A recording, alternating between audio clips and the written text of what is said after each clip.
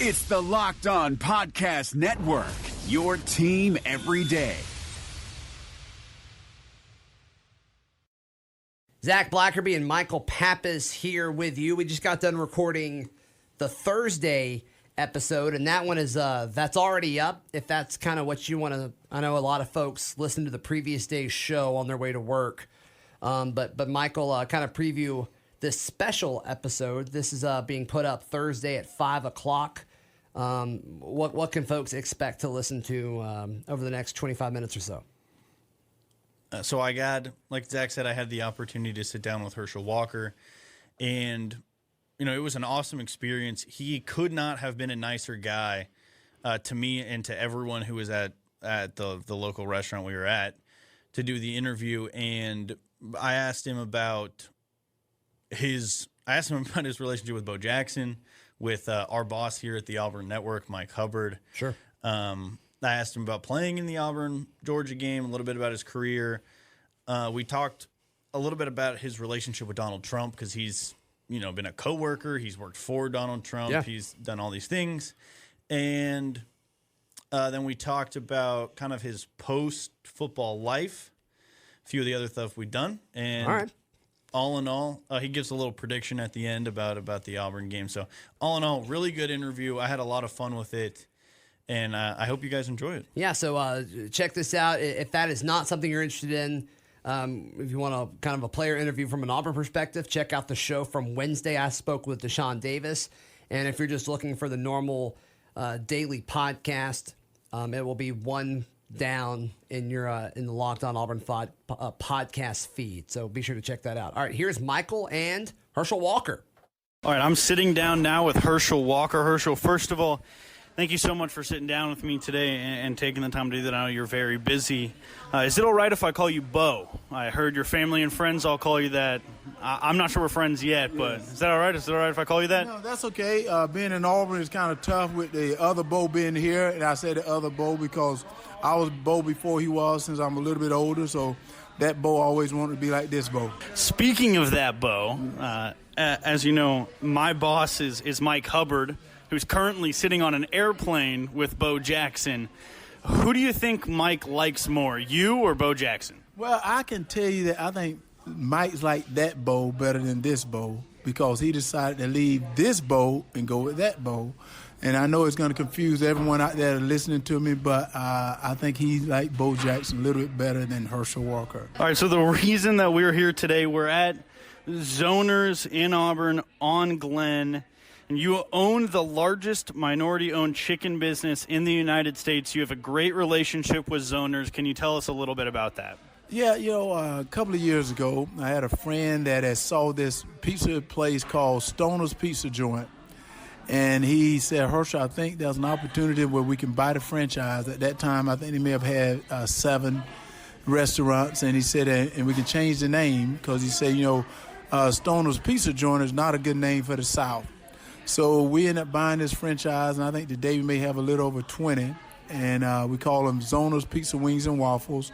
And we got some in some college towns around the South, and we want to do it throughout the country. And they're growing. We have a lot of people buying franchise and doing different things because it's a neat. It's a gourmet pizza. The pizza is absolutely incredible. They serve a little alcohol here as well, and they have a waffle. They have a waffle dessert that is very good, and I tell you, it's a good place. Well, I'm glad you brought up the waffle. I heard you are actually the biggest importer of Belgian pearl sugar in the United States. Your wife made me try the 34 waffles. She wouldn't let me sit down for the interview until I tried the waffle. It was absolutely delicious. Well, it's a great waffle. It's funny that anyone out there in the food service that need a waffle, we have a great Belgian waffle.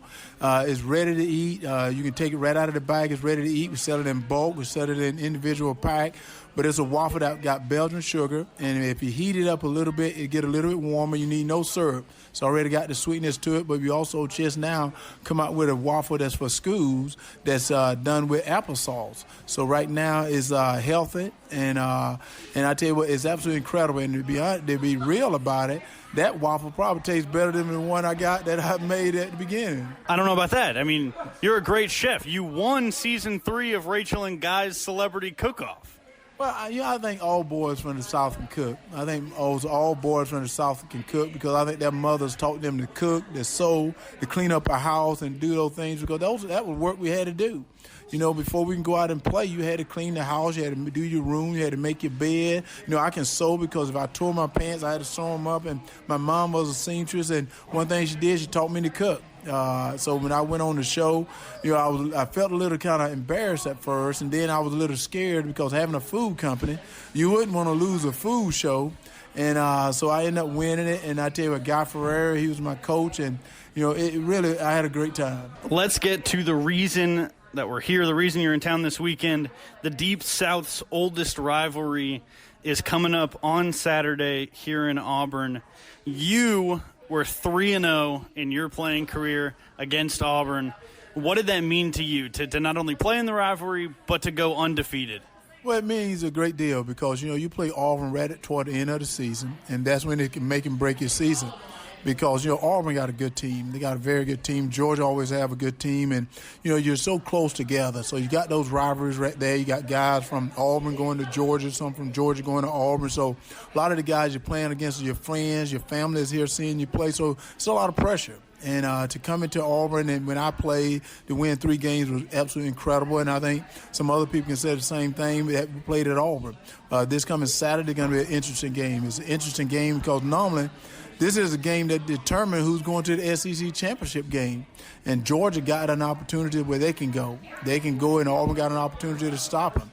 And Georgia put themselves in a hole right now by losing to South Carolina. But pressure is what it's all about. They got to go out and play a great, great team. Auburn got a good team, great defense. That defense they play is very, very difficult. This is Bo Nix's home. He can go out and he can play well. But I think what Georgia got to do, they got to show the reason that they got that big offensive line. They got to go out and control their line of scrimmage. If they can control the line of scrimmage, they're going to win this game. In your career, you played 3 games against Auburn. You had 27 carries, 37 carries, and 31 carries. That sounds brutal to do in the SEC. Now in the college game, most running backs are getting between 15 and 20 carries. If you had that kind of reduced workload, do you think you'd still be playing professional football? It's hard to say. It's hard to say because, one of the things I tell people all the time, that ball ain't heavy. So they can give it to me as much as they want to. It's easy to carry. And, and I had a good offensive line as well. I always tell people, it wasn't just Herschel Walker. When you look at me play, you won't see me get hit in the backfield hard at all.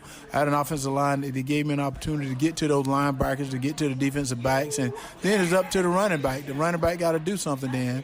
And I think that's what a lot of running backs tell you today. They can't do anything without those big guys up front. Come on, you could probably play today. I mean, you're in amazing shape. Well, I'm in good shape, but I tell people that was a different era. Sometimes I stand out there near the guys today, and I look how big they are. They're big, they're fast. Maybe I could play today. Who knows? And the thing is, I tell people this. One thing about Herschel Walker is I can compete.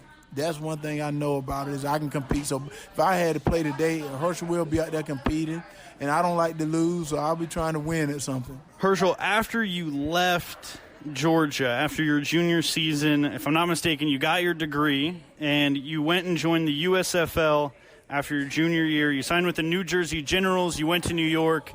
You thought that was the best place for you, financially with endorsement deals and stuff like that. And now, in today's game, we're seeing a lot of laws get passed. The NCAA is talking about it, about players actually getting paid and endorsed and sponsored while they're still in college.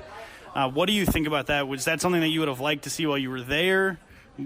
I guess, what are your thoughts moving forward? I think that's the wrong thing to do. I wouldn't have wanted to get paid while I was in college. I think that is the wrong thing to do, and the reason why, first of all, when you start paying a guy in college, that guy got to worry about taxes. He's got to worry about a lot more things than just going out to play football. And then who are you going to get paid? How are you going to pay them? And the next thing is they're there for an education.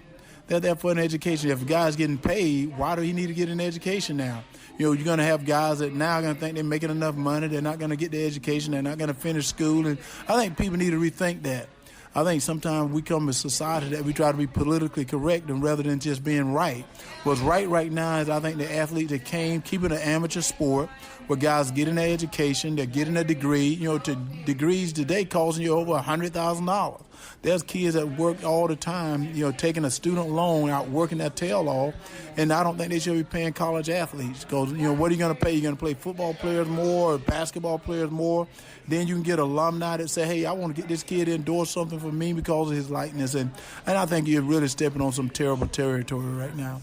Yeah, definitely a slippery slope and definitely something that, we'll see how it plays out. After your first season with the Generals, the team got sold to Donald Trump, and I'm interested to hear what you thought it was like working for him. Obviously, in that situation, he would be your boss. Well, I've known Donald ever since. We've stayed friends ever since. Even while he's president, he appointed me a little position. And, I tell everyone, Donald Trump is a great man. In 1985, I did an article in the New York Times, and I tell people they can go back and find that article, and I said, this man could be president of the United States. And the reason I said that, I knew how much he loved America. That slogan, Make America Great Again, that's not something that he just thought of off the fly. He's always loved America, and I reckon that he wanted to get it back to where it was. And I've always said if they were happy, they'll see some amazing things this guy can do. Do you see the things he's doing right now? They're absolutely amazing, and he's doing it alone. And I said he's a good president. And one thing about it is I believe in laws. I believe in law and order. I believe in respect. And I think we got to respect the White House. Whether we like who's in it or not, we got to respect it because this is the greatest country in the world. It's the greatest country in the world because we got the United States military. So I think we got to respect them, got to respect our first responders because, it's sort of insulting, make me want to cry when I see how people disrespect the police. This country was built on laws. Do we need to change something and make them better? Yes. But we don't gradually change anything. And I think when you start talking about free, there's nothing free in life. And I hate to hear that term free. There's nothing free. There's the price for freedom, and I think people need to think about that. You mentioned you've known Donald Trump ever since then. Were you surprised at all about the overwhelmingly warm welcome that he got from the fans in Bryant-Denny Stadium when he was here last weekend? I wasn't surprised. I hear so many mixed things on the news, and I was telling my mom that. I said, Mom, I thought I was raised Democratic when I was in South Georgia. I thought I was raised Democratic, but I said sometimes I hear things that I'm ashamed. I hear things that really hurt my feeling that I know people really don't believe those things, do they? And I say, one thing about this president right here, you never see him say, I want to make Russia great again. I want to make China great again. He said, I want to make America great again. So what is wrong with that to make your home better than what it was? Whether it need to be made better or what, but you want to make it better than what it was when you came in. The players at the LSU-Alabama game obviously had an incredible opportunity to get to play in front of the President of the United States and his family. Do you wish that you had that opportunity when you were at Georgia? What would it have meant to you to get to play for President Carter or President Reagan when you were a student at Georgia? Well, what's so fun is President Carter was at my game. President Carter came to my game a couple of times, so I did get a chance to play in front of President Carter. And, it's always, and that's one thing I tell people all the time, it's sad to me sometimes you have athletes that don't want to go to the White House. And I said, it's sad because like the president or not, he's the president. And what's strange about that whole situation, he was voted in by a system we put in place, meaning that we voted for this system to put it in place. So we respect it because we're a country that if you don't like it, you can get rid of them in 4 years. We're not a country like these countries that don't even get a chance to have a voice. We have a voice, but sometimes having a voice puts you in the wrong stance because I think having that voice has hurt this country a little bit. You said a couple minutes ago that you were recently appointed by President Trump. You are the co-chair of the President's Council on Sports, Fitness, and Nutrition. That's one of the latest accomplishments in a hugely long list. Is there anything that you've accomplished that you kind of hold in higher regard than the other things? My son, I think having a child, and I want to tell every parent out there to hug your child, tell your child how great they are, continue to give them positive reinforcement. I think having a child, trying to be a good father to him, letting him know that I love him, letting him know that life isn't easy, letting him know that, you don't take what's not yours. You say yes, sir, no, sir. The same values that my parents taught me, I want to teach it to him. Well, that's perfect. I have another question for you about your son. So Christian was a world champion as part of the cheer athletics team last year. Where did that rank for you among the achievements. Was that better than winning a national title at Georgia in 1980? Well, it was. And I think people want to understand this because, the national title was years ago. And that's why when people ask me to come speak to a team, I tell the team, guys, I played years ago. It's a different time today. One thing about it, I can teach you how to compete, but I can't play for you today. And like for my son, to see him happy, to see him do something that he's worked hard for, to see the kids do something they work hard for and to win it, it means a lot. My nephew played at Clemson. He always grew up Georgia. And I said, how can I be mad at him? This kid won 5 ACC championships, won 2 national championships, was run up in 1 national championship. I said, how can you be upset with that? I said, that is an accomplishment that is incredible, and that's the same as my son. He not only won last year, but he's won 5 world championships, and then ended up winning an NCAA championship with SMU. So I said, how can I be mad at that? He accomplished things that he set out to do, and that's what you got to do. That's way more impressive than anything I've accomplished. One of the things I was most impressed with and a little bit confused by, you were an Olympian in bobsled. How does a professional football player get involved with the United States bobsled team? Well, I got involved through a guy by the name of Willie Galt, who was from Griffin, Georgia, ended up playing at the University of Tennessee, ended up getting drafted by the Chicago Bears. Willie invited me to try out for the bobsled team. I went to Lake Placid, ended up making the team, and ended up going to the World Cup and being on the #1 pusher for the United States. And I tell you, seeing the Olympic team, and I was even after the Winter Olympics, just to see the United States come together, we realize what a great, great country we have. We're the best country in the world, and that's no joke. And I wish people can really see that. You see the United States come together. It almost can bring a tear to your eye because we're so blessed to be in this country here. You were the valedictorian at your high school, and your high school has since named their football field in your honor and has renamed the street the school is on after you. Which was cooler? It's always cool. It's always cool. I even told them at that time, I said, guys, I wish you'd name it after my dad or after my mom because they're the reason I'm here. They're the reason I'm the product of what they made me. That my mom and dad taught me not to take someone's stuff. I talk about spankings. Not that I'm advocating spankings, but I say a spanking kept me out of jail. A spanking kept me to say yes, sir, no, sir, yes, ma'am, no, ma'am, and kept me knowing what I'm supposed to do. And I said that and it came from my parents. They came from my parents how to work hard, how to know that, when you get nothing free, you go out and you work for what you get, and you never give up. That came from my parents. And I said, sometimes I think there's other people that deserve the award more than you do, and you sit there and get the honor that they deserve. Do you have a Herschel Walker Drive street sign in your house? I mean, the first thing that I would do if someone named a street after me was steal one of the street signs. So I got to know. Well, I don't have one in my house. I think there's one at my mom's house somewhere. This was interesting. In my home in Dallas, in Atlanta, I don't have any athletic awards in my home. I think I have a lot of military awards. I don't have any athletic awards in my home. Most of them are at my mom's house because, as I said early on, I was blessed to be in the position I was in, but there was a lot of people helped me. Even when I came up, I had a speech impediment. I was overweight, and I had so many people that helped me to overcome.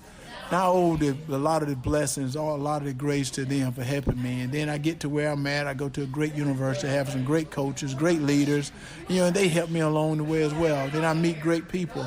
And I said, so it's not just me. So accepting an award, I accept it with grace, but at the same time, I know where it came from. You've inspired me. If I ever win a Heisman Trophy, I'll give it to my mom also. Oh, yes. That was the thing when I won the Heisman Trophy, my parents deserved it. I was honored to win it, and it means a lot. It means a lot, but, my parents have done so much for me. And the thing is Coach Landry said it. I remember he saying, when you take something out of society, put something back in. And that's the least that I can do to put something back in society. You have a crazy health routine, very well documented. You sleep 5 hours a night. You only eat one meal a day.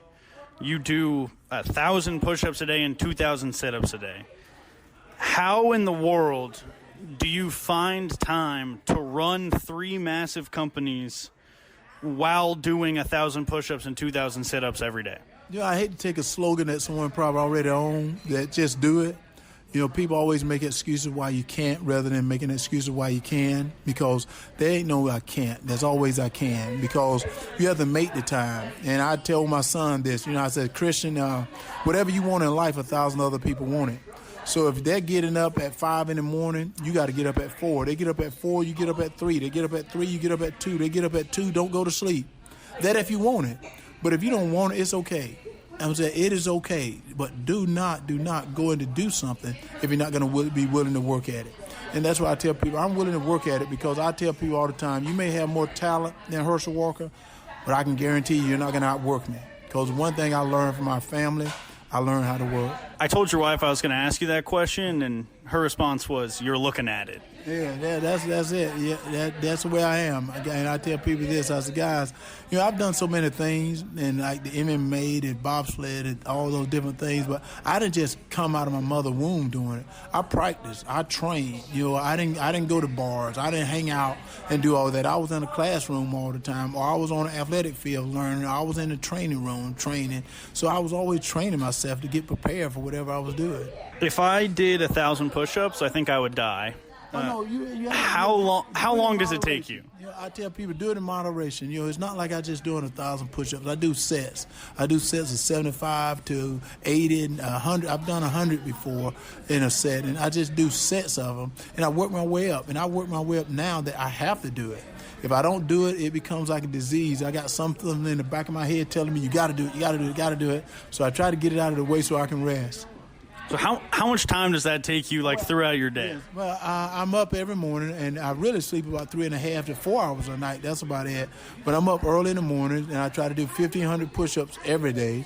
I try to do 3,500 sit-ups. To do 3,500 sit-ups is going to take me no more than 30 minutes. And to do the push-up is going to take me a little bit longer, probably about an hour and a half to do that, so I can get all that done and probably everything done in an hour and a half. It takes you 30 minutes to do 3,500 sit-ups. Yeah, I do sets, whereas I always tell people, doing a sit-up, when you pass 45 degrees, you're doing your lower bite. Once you pass 45 degrees, so what I try to do is take my shoulders and my head off the floor, go up to about 45 degrees, hold it right there, and go back down. Never rest my head and shoulders on the floor again. So I do real quickly push up where you isolate your stomach, and you work on your stomach, so how you place your legs. The straighter your legs are, the higher you're working on your stomach.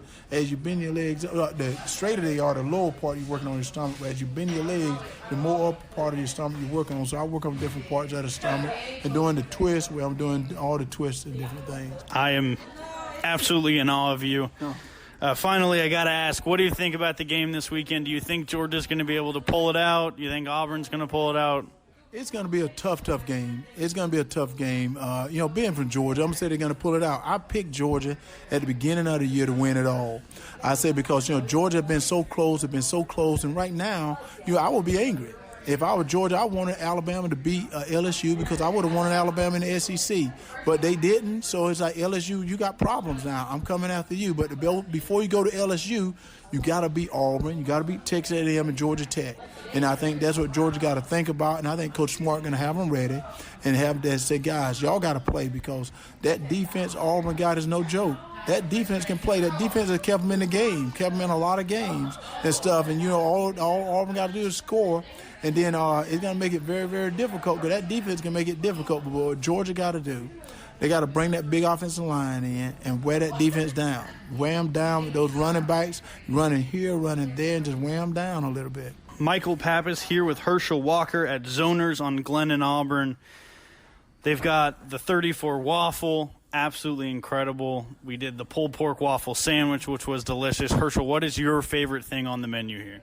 Well, my favorite thing on the menu is probably going to be something sweet, so I'm going to go to the waffle. You know, it's funny because I've been wanting them to do this, and they haven't done it yet, but I tell you what, that waffle is absolutely incredible. And I hate to say it since I'm selling the waffle. I probably need to say something there. The pizza is absolutely incredible, too. You know, one thing that's unique about the pizza, I said that gourmet pizza. If people love pizza, you got to come try this. The dough that they have, the wings. I forgot about the wings. When they smoke those wings and stuff, that makes it, well, everything here is good. So come here and eat a lot. But you got to pay for it, too. Just don't eat. It's not free. Remember I said earlier on, nothing in life is free. So, Bo Jackson, I want you to come to Zono's Pizza, Wings, and Waffles. I'm inviting you to come. The first wing is on me. After that, you got to pay for it. My last question you're a 5th degree black belt in Taekwondo. I feel like we're friends now. You said I could call you Bo. Would you have my back if, I don't know, spitballing here, a listener showed up and tried to fight me? Yeah, I got your back. What I do is I tell you just got to stand strong, just take it on the chin. It'll be all right. Won't hurt that bad. Rub some dirt on it, you'll be all right. So you were just letting me get hit. You wouldn't. No. I told you. I'll tell you to duck. No. I got your back. We're family now. Perfect. Thank you so much, Herschel. You're welcome now. Thank you.